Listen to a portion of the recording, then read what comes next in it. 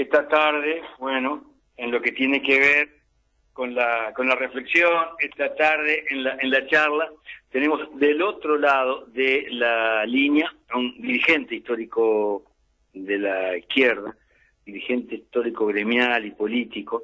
Hablo de don Carlos Coitiño, del Espacio 567 PVP, Partido por la Victoria del Pueblo Frente Amplio. Carlos, buenas tardes, bienvenido. Muy buenas tardes, Alberto, un gusto.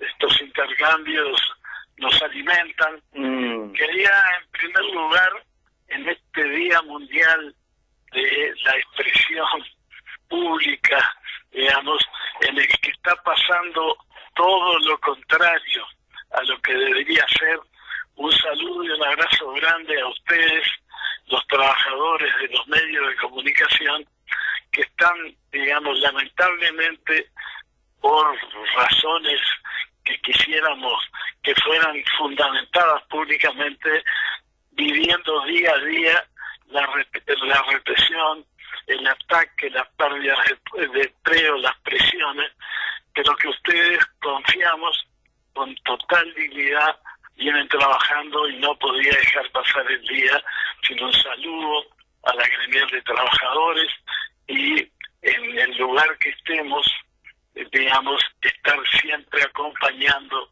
estas luchas de resistencia frente a la arbitrariedad que día a día se está desplegando en nuestro país.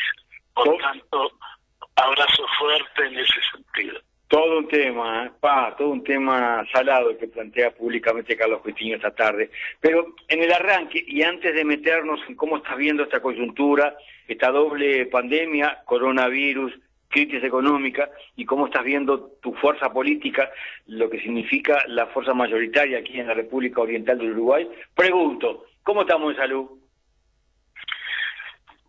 En salud personal, por suerte, bien. Con una primera vacuna, tenía la segunda hoy, pero por temas organizativos del sistema de vacunación, la tengo el 13. En ese sentido, digamos, por lo menos ese aspecto que cuenta, y invitamos a todas, digamos, la sociedad que se vacune. Siempre la vacuna ha sido un medio para enfrentar mejor pandemias o enfermedades.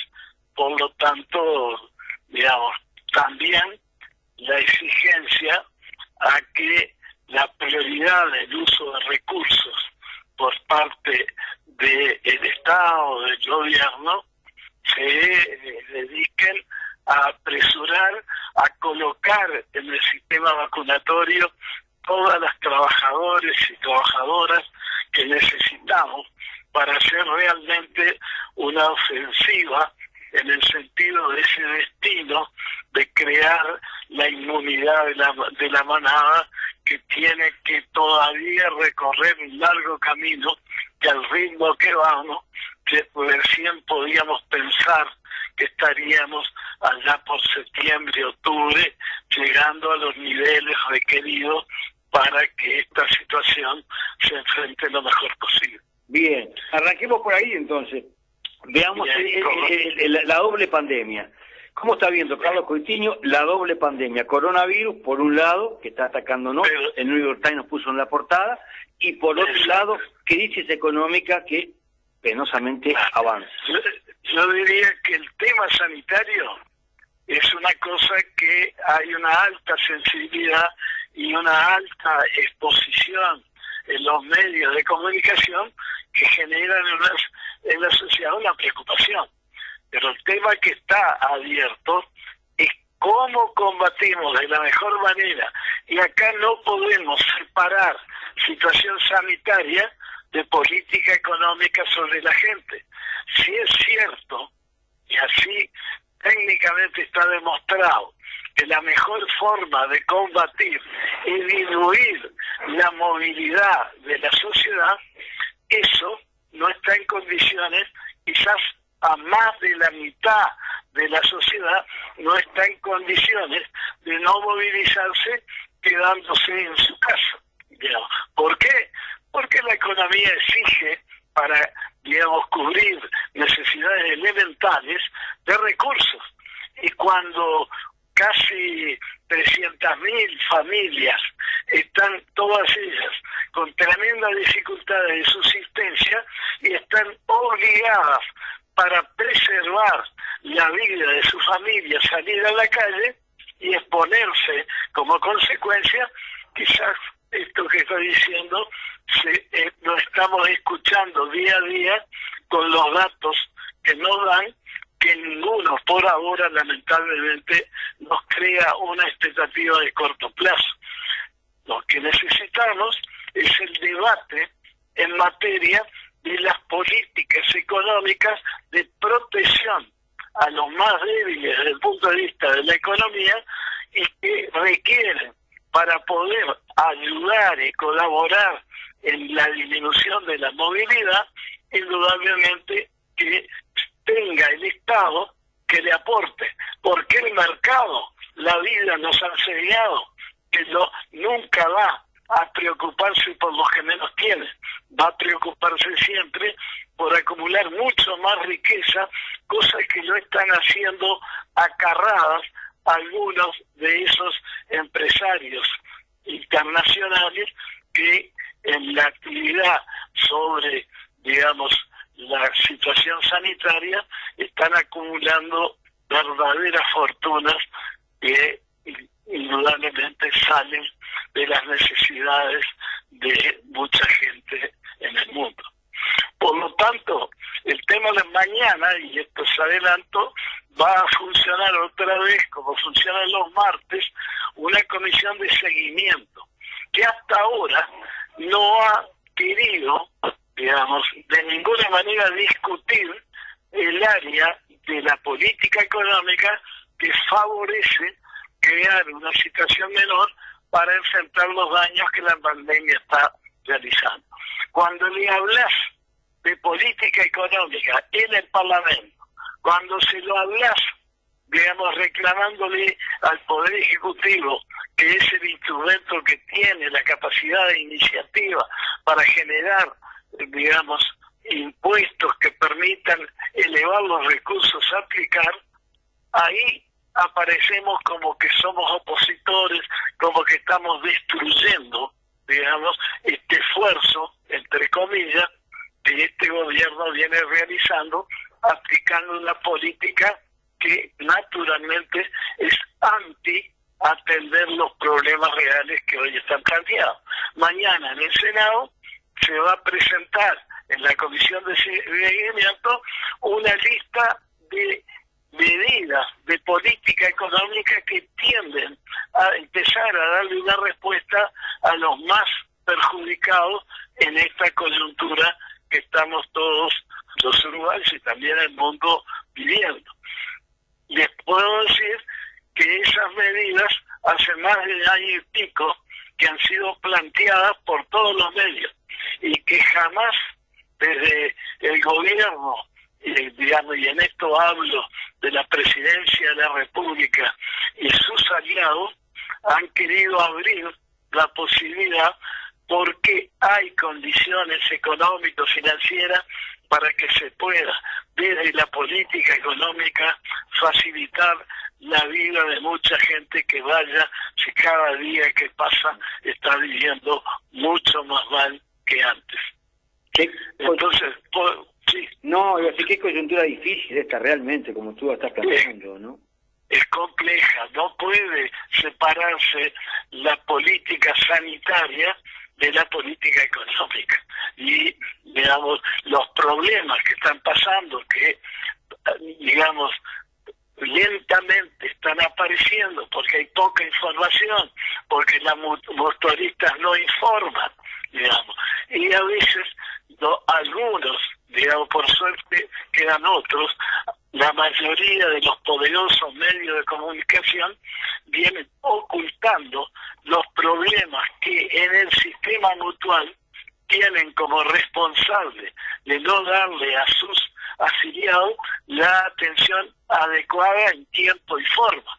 Es que eso está generando esta lista lamentable de muertos que semana a semana se acumula y seguramente, lamentablemente, vamos a superar rápidamente, porque queda poco, la cantidad de 3.000 muertos, y los muertos como consecuencia de la pandemia están siendo superiores a lo que ha sido la mortalidad normal en la sociedad urbana. Vaya si es un problema en que no se puede separar la gestión sanitaria de los recursos que se necesitan para que haya más trabajadores, digamos, aplicados, porque en pleno proceso de la pandemia no aumentan el ingreso de un solo trabajador más, porque para quienes tienen el poder político es mucho más importante mirar a los pocos que acumulan riquezas que mirar a los muchos que son los que con su trabajo permiten que esa riqueza aumente.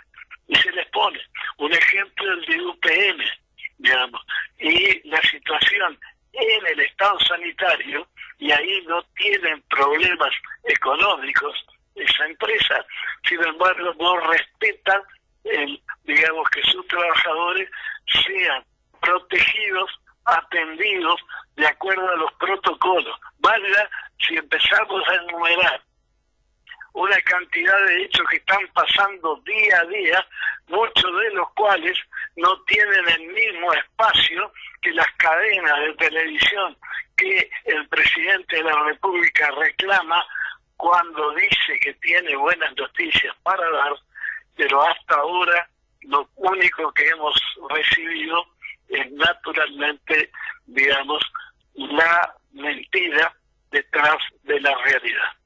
Lo de UPM es realmente escandaloso. Si el SUNSA no hubiera detenido la obra, seguía eso. 150 personas con coronavirus en este momento, 400 trabajadores con la cuarentena. Pero a su vez, esta empresa, como usted señala, perfectamente tan poderosa, incumplieron todos los acuerdos. Había una cotificación de mujeres, no entró prácticamente ninguna. Cotificación de personas con discapacidad, ni una. Cotificación de gurises del INAV, ninguno. Y había un acuerdo, porcentaje, para que entraran por sorteo, de 1.000 entraron 15. Una broma. Alberto, yo te pregunto y le pregunto a todos los oyentes. El ministro que hace un discurso el 1 de mayo, digamos, no controla, no sabe que en la empresa ya hacía un par de días la intervención ministerial no es una de las tareas principales desde el Ministerio del Trabajo para que se respeten los convenios, para que se respeten los protocolos. ¿Y qué es lo que está haciendo? Indudablemente que algún día nuestro pueblo pasará la lista y cobrará, digamos, las cuentas que tiene que comprar. En eso confiamos, en eso el 1 de mayo fue tremendamente importante.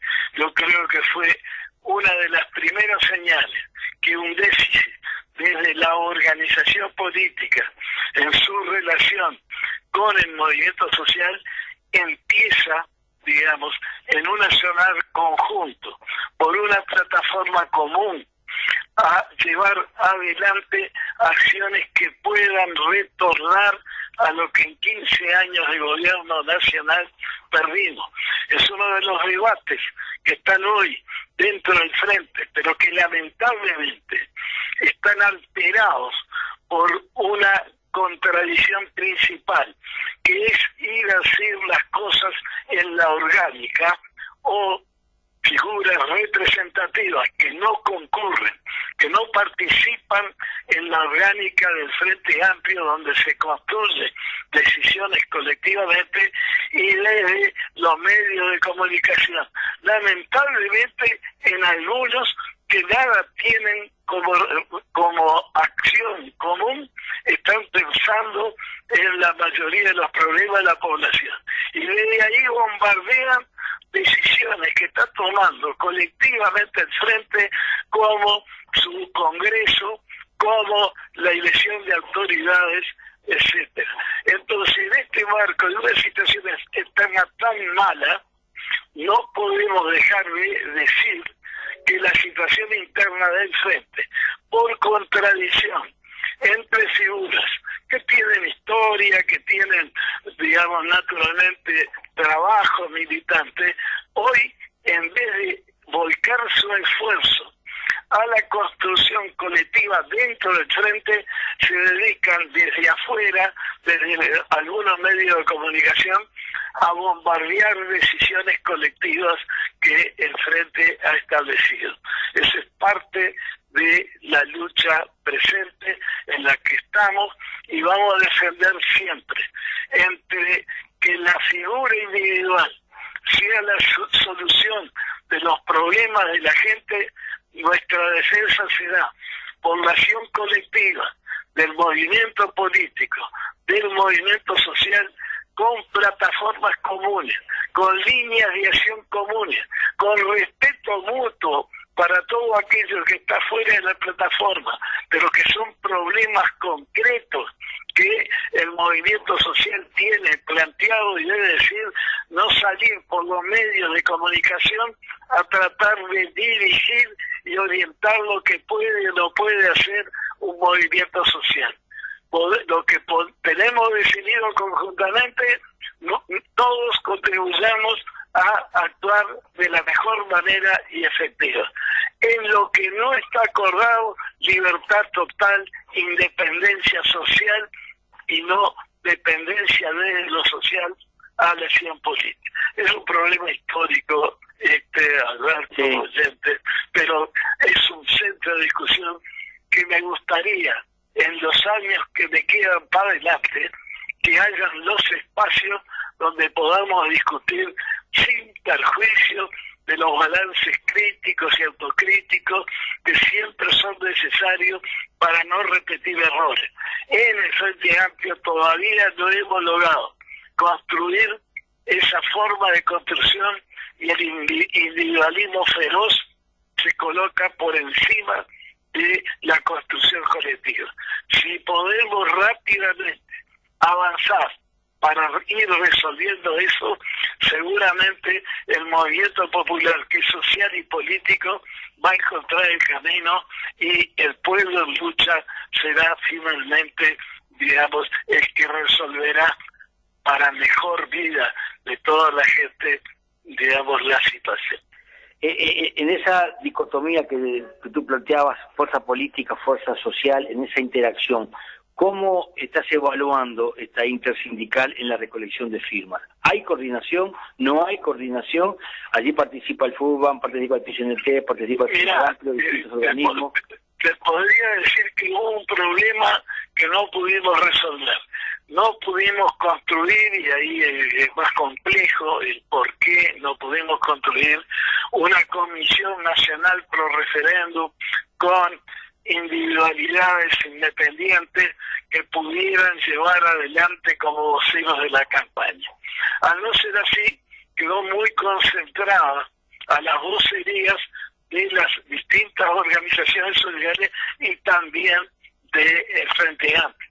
Y hubo un hecho lamentable que no compartimos, no pudimos intervenir, porque la vocería del Frente Amplio era la de Rafael Michelini, cayó hace 15 días por una decisión entre poquitos que entendieron que por una expresión que no podía ser feliz en cuanto al tema del pedido de la extensión del plazo para la recolección de firmas, en un civil como pudo haber sido la extensión para las elecciones departamentales, y que el Parlamento tiene con determinado acuerdo poder hacerlo, ahí hace una expresión que no gustó a más de uno y que salieron a desvirtuarla públicamente antes de evaluarla en la organicidad del Frente.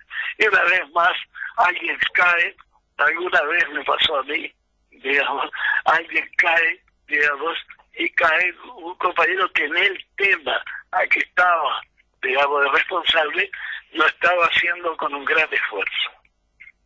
Entonces, como verás, la problemática de las vocerías, digamos, cuando se apuesta mucho más a los ecos de declaraciones públicas y no a la acumulación militante en ese mano a mano, en ese día a día, en ese puerta a puerta, indudablemente que nos complica. Pero yo te diría que el 1 de mayo nos marca en el tema del referéndum 68 días que perfectamente, si trabajamos juntos, podemos.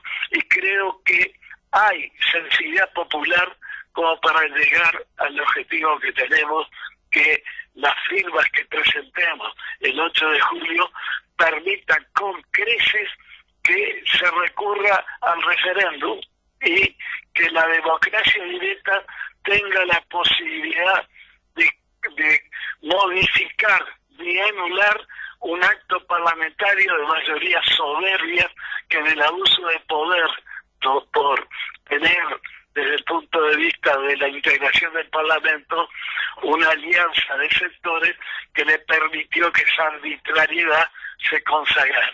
Yo confiamos que en estos 68 días estaremos en condiciones de decirle basta, y ahí vendrá el gran debate a nivel popular, y no va a ser solo por una ley que la mayoría puede conocer poco, va a ser para comparar, y tenemos la obligación de construir un proyecto de país opuesto al que se está construyendo ahora, que es bastante más cuando participa el pueblo y la democracia directa lo habilita, que podríamos en otras circunstancias poder utilizar para otros temas también.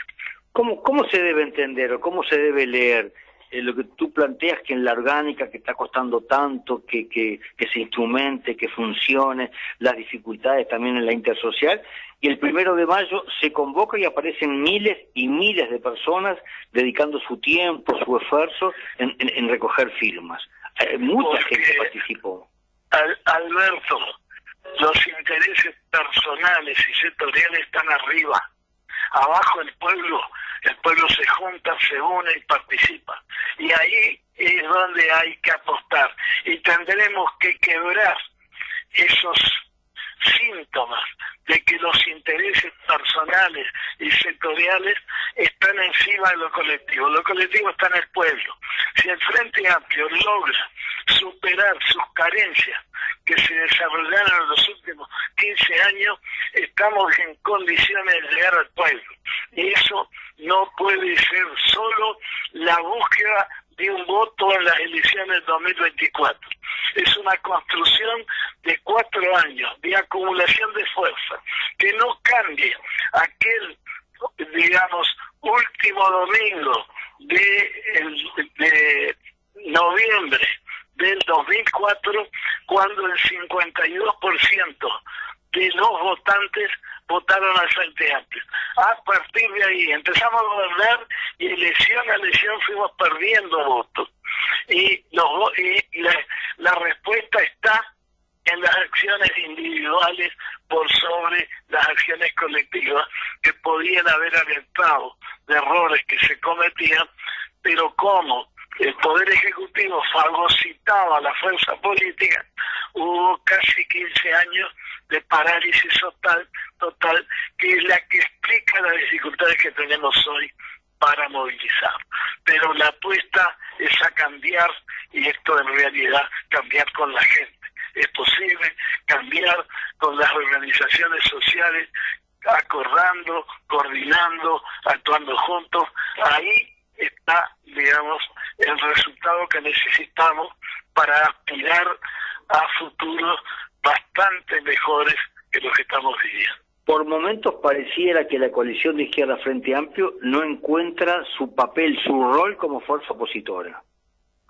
Exactamente, digamos, uno de los grandes problemas, y sobre todo lo virtual público, digamos, los medios de comunicación públicos hacen que cualquier ciudadano no entienda muy bien en qué está. Digamos. Parecería que reconocer que el papel que le tocó a partir de noviembre del 2019 al frente era el de hacer oposición. Pero alguien inventó por ahí que tenía que hacer una